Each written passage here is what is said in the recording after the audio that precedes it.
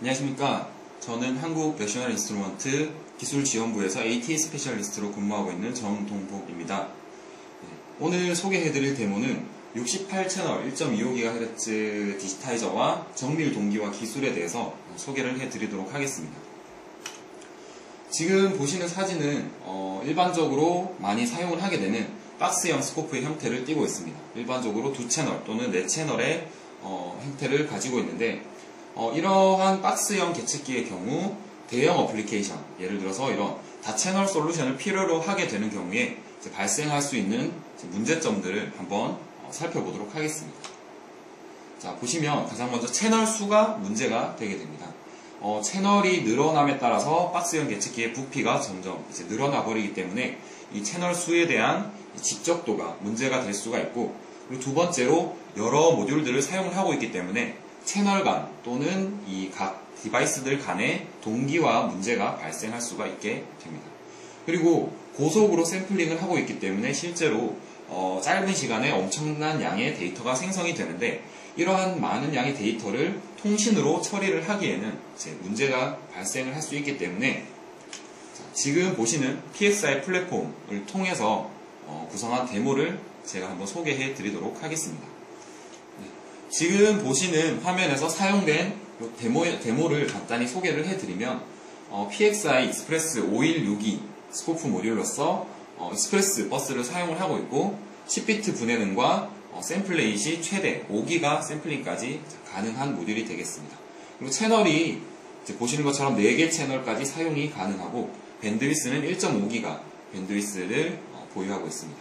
그리고 입력 임피던스나 커플링 정보, 그리고 눈에 띄는 게 이제 온보드 메모리를 1GB를 내장하고 있다고 보시면 되겠습니다.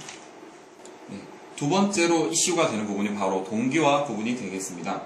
PXI 플랫폼의 경우 기본적으로 이 백플레인을 통해서 트리거나 클럭들을 공유할 수 있는 라인이 구성이 되어져 있습니다. 지금 보시는 것처럼 100MHz나 10MHz의 레퍼런스 클럭, 그리고 각종 이제 트리거들을 공유할 수 있는 라인들을 통해서 이런 신호들을 공유함으로써 지금 보시는 것과 같이 최대 250피코세컨드 레벨까지 동기화가 가능하게 되겠습니다. 세 번째 이슈는 바로 대용량 데이터 처리 부분이 되는데, PXI 익스프레스 버스를 사용을 하게 되는 경우에 최대 1GB까지 초당 전송이 가능하게 되겠습니다.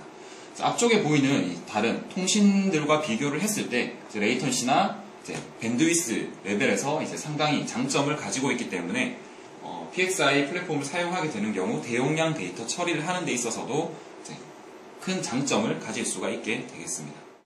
자, 그럼 데모에 대해서 살펴보도록 하겠습니다. 자, 데모는 총 2가지를 보여드릴 텐데, 첫 번째는 일반적인 시작 트리거만 동기화하였을 경우의 데모와, 두 번째 시작 트리거 외에 PXI의 백플레인의 클럭과 트리거 라인을 공유해서 NIT 클럭 함수를 사용하여 정밀 동기화한 데모, 이 2가지를 시연을 하겠습니다. 그럼 데모 시연에 앞서 먼저 하드웨어 구성에 대해서 설명을 드리겠습니다.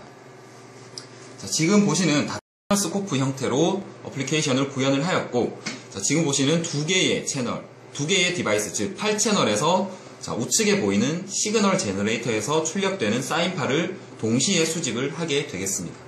자, 약 50MHz 주파수의 사인파가 출력이 되고, 실제로 같은 길이의 케이블을 통해서 8채널에서 데이터를 수집하는 데모가 되겠습니다.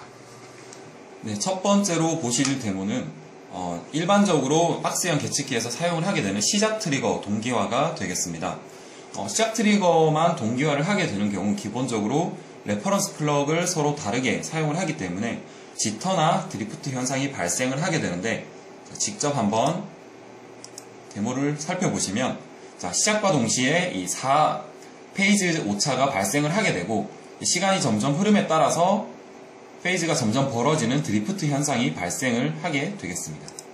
자, 확대를 했을 때 이 사이에 지금 보이시는 이 간격이 점점 더 벌어지면서 드리프트 현상으로 인해 이 오차량이 점점 커지는 현상을 확인하실 수가 있겠습니다. 두 번째로 보실 데모는 앞서 말씀드린 PXI 백플레인에 존재하는 클럭과 트리거 라인을 공유함으로써 정밀 동기화를 구현한 데모라고 보시면 되겠습니다.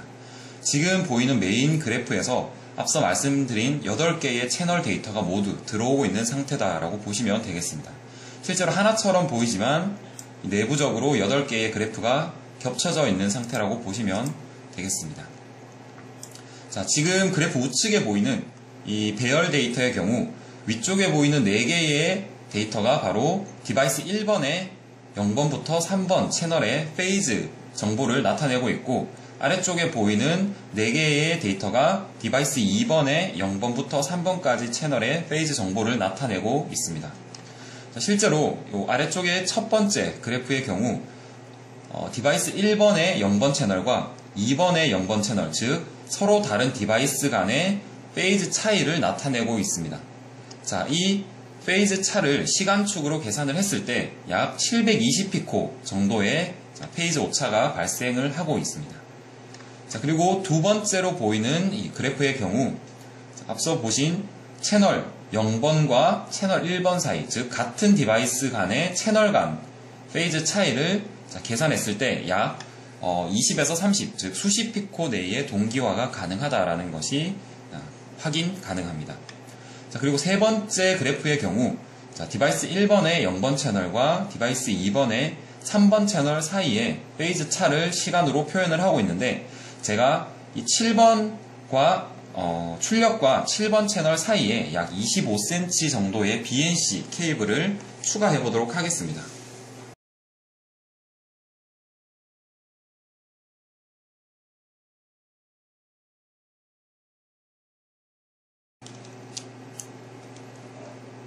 자, 25cm 정도의 BNC 케이블을 추가하게 되는 경우 지금 보시는 것과 같이 마지막 채널의 페이즈를 보시면 지금 약 30도 이상이 벌어져 있는 것을 확인하실 수가 있고, 시간축으로 보았을 때 약 2.4나노 정도까지, 즉 앞서 보신 그래프와 약 3배 정도 가까이 페이즈가 벌어지는 것을 확인하실 수가 있습니다.